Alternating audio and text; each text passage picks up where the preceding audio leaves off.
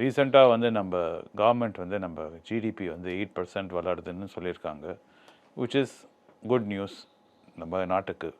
ஆனால் இதில் சில கேள்விகள் வருது.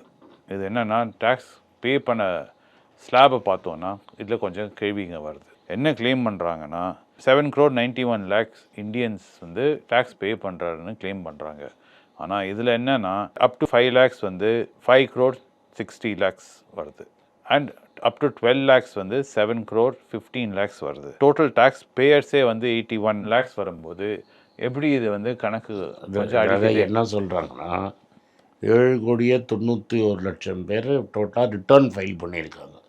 நீ தப்பாக டேக்ஸ் கட்டியிருக்காங்கன்னு சொல்லிட்டு அது வந்து 7,91,00,000 பேர் தான் எங்களுக்கு இன்கம் இருக்குது அப்படின்னு காமிச்சிருக்காங்க.